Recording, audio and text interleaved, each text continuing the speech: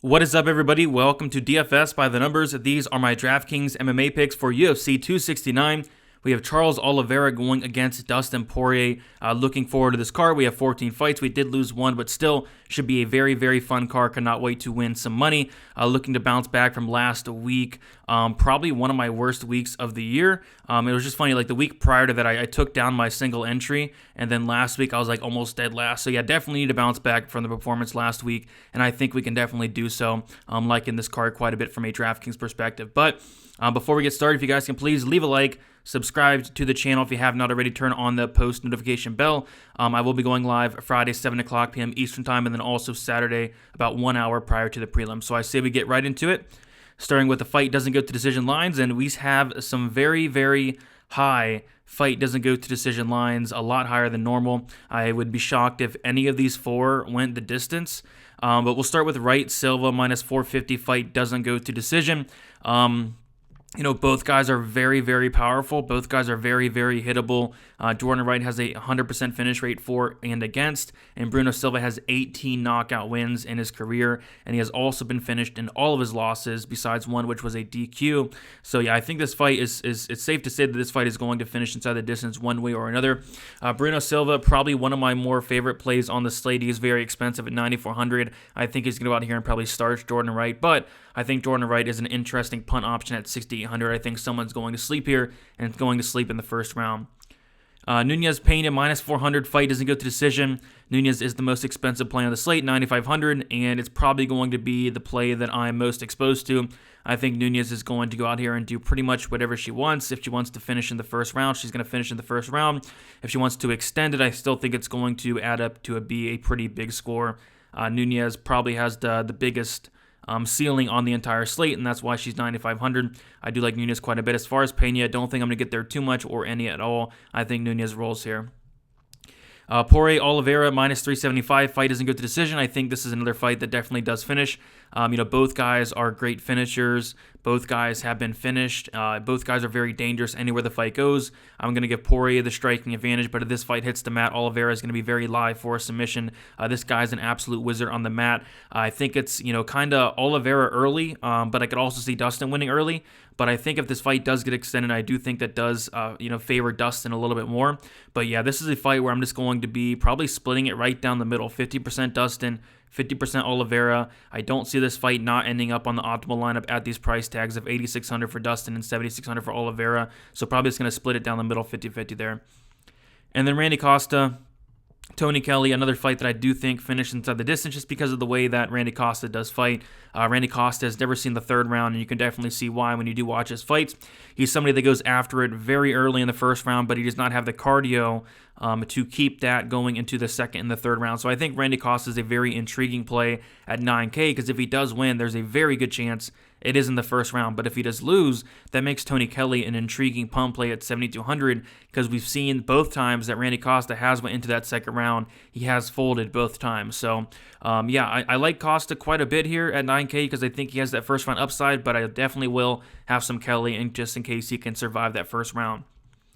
Core plays, talked about a little bit. Amanda Nunes, 9,500. She's going to be my most expensive, the most expensive play on the slate and my most exposed play on the slate. And I know people are saying, Amanda Nunes, she's too expensive. I really don't think she is.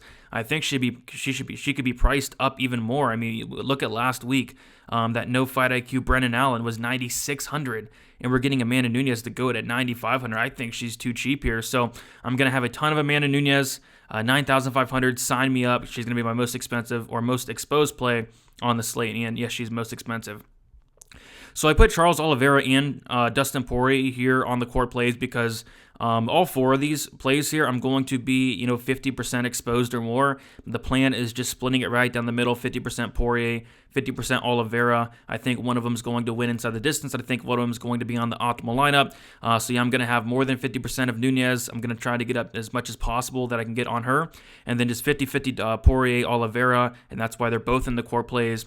If I had to pick one or the other in terms of like single entry, I think it would be Oliveira for the price savings. And I am actually picking Oliveira outright, but in tournaments, I'm just splitting it 50-50. I think it's pretty easy that way. I think one of these guys do find the optimal. And then Bruno Silva, somebody else I'm going to be very highly exposed to. I think he has first-round upside. I think he has knockout upside, knockdown upside. Jordan Wright, very, very hittable. I really question the striking defense of Jordan Wright. I question the chin of Jordan Wright. I think Bruno Silva comes out here and starches Jordan Wright.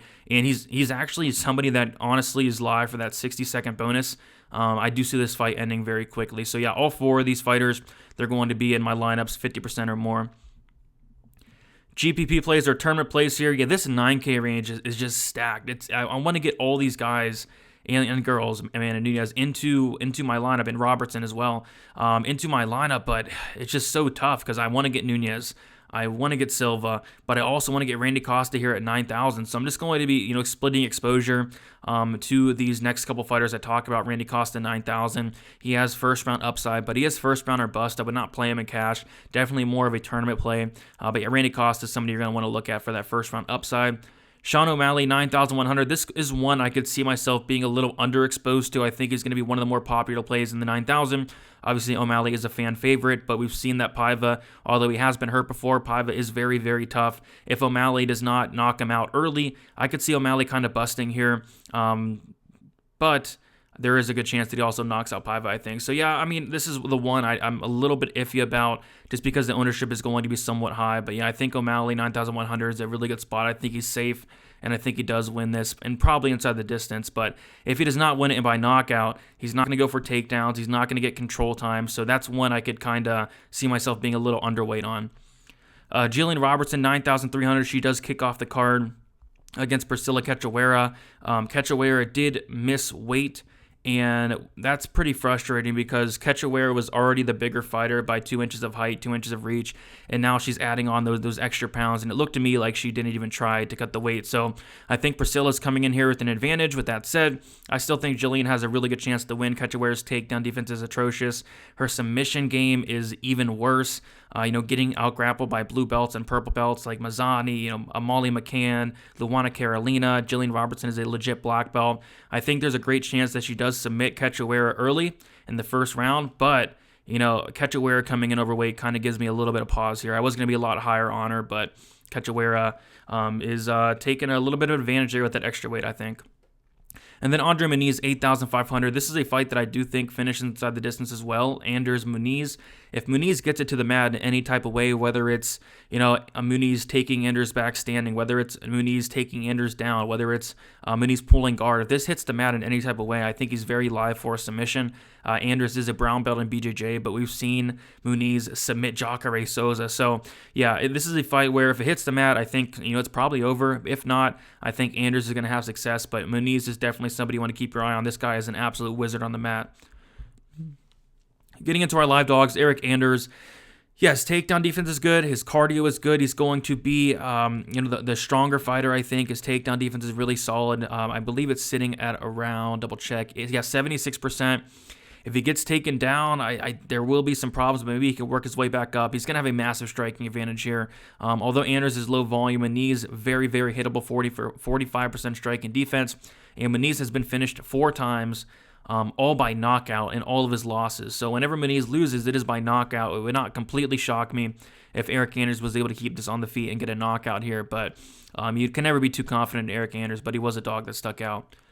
Jeff Neal, 8,000, probably one of my more favorite underdog plays on the entire slate. I think people are really counting out Jeff Neal because of the whole narrative of the DUI. If that DUI, never happened, or if people never found out about it, I think a lot more people would be high on Jeff Neal here, because there's a lot of things you're going to like about him in this fight. He's going to be the much younger fighter. He's going to have a 2-inch reach advantage. Ponzinibbio, he is very, very hittable. Ponzinibbio absorbs 4.38 significant strikes per minute, which is not good, especially against a guy that hits as hard as Jeff Neal. Baeza hurt him really bad in the first round. He wobbled Ponzinibbio, and the fight prior to that, he got knocked out by the Leech. So yeah, I think people are really counting out Neal because of the whole narrative going on, but Neal looked good on the scales to me. I think he comes out here and knocks out Ponzinibbio. So yeah, Jeff Neal is one of my more favorite dogs at 8K there. Derek Minner, 7,300. This guy's a killer be killed fighter. He has a 93 or like an 89% finish rate. The only problem is 85% of those are by submission.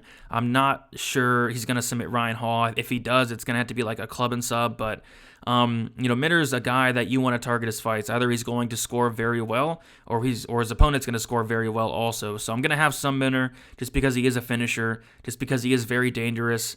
Maybe he can hurt Hall on the feet. Minter has shown some power at times, but his striking's not all that great. But yeah, Derek Minter's a dog I can consider there at 7,300. Kai Kara-France, 7,500. Another narrative fight where I think people are really counting out Cody Garbrandt here, coming down to 125. How's his chin going to look? Kai Kara-France, not much of a finisher. He does have some power. Maybe he can knock out Cody. Kai Kara-France does have a 45% knockout rate, and Cody has been knocked out 3 times. But yeah, he's 7,500. I think there's a ton of line value. The line has been moving all week in favor of Kai Kara-France. I think he's like plus 115 now. So yeah, Kai Kara-France is another dog that that I will have in my player pool. Getting into our pump plays, and this is a week where I think a lot of these pump plays are in play. I'll talk about a couple more as well. Tony Kelly, 7,200. All he really has to do is survive that first round, and if he does, I think he wins. 7,200. Somebody I'm going to have as a punt, like just survive the first round, and once you do, we have seen Costa, fold more often than not when the fight does get extended. Jordan Wright, 6,800. I know people make fun of him. I've even given him some crap sometimes. But, he's dangerous. I mean, his last fight against Jamie Pickett's very durable, never been finished prior to that fight. He looked like a killer out there. It would not completely shock me if he did finish Bruno Silva in the first round. 6,800 is something you're going to want to have a little bit of shares of. More pump plays that stick out. I guess Pena could be interesting. 6,500 if Nunes was to gas, but I just don't see that happening. Other pump plays that do stick out would be Priscilla Cachoeira could be interesting, 6,900. She's she cheated. She wanted the extra weight, so that could be a path to victory. She was already the bigger fighter, and now she adds on a couple more pounds there. If Robertson's not able to get her down, she could be in big trouble there. So yeah, Priscilla Cachoeira, just a lot of pump plays you could look at this week. And then the fades, Juliana Pena, 6,500. I'm going to be all over Amanda Nunes. I feel pretty comfortable with that. Like I said, outside of Nunes gassing out bad, which I think Nunes has definitely shored up that part of her game. We haven't seen her gas out bad in a while now. It's been years. So, but if Nunes does gas, I think Pena is going to be live for a win there late in the fight. But yeah, I think Nunes most likely gets it done. I'm not going to have a ton of Pena. And then Dominic Cruz, no finishing upside. I don't really see him taking down Nunes. If he does, he could be in some trouble. But, probably not much takedowns, not much control time. Not much volume, not much power, not much finishing upside for Cruz. If I was to play anything in that fight, it probably would be Pedro Munoz, but I'm not high on that fight in general. And yeah, guys, that's about it. You can always become a member of my Patreon, receive full access to my model. Uncle Weezy provides the FanDuel and DraftKings stats, great information there. The premium projections are uploaded to the lineup optimizer. Ownership for all the fighters is updated as well. The GPP lineup percentages I'm going to be doing pretty soon here, and then the DraftKings article will be out as well soon, and then also access to Discord, all that great stuff. Sign up, link in the description, $10 a month, lots of bang for your buck. So that's about it, guys. Hopefully you guys do well. Hopefully you guys enjoy the card. It's going to be a fun card. Let's make some money, and we will talk to you very soon. Good luck for UFC 269.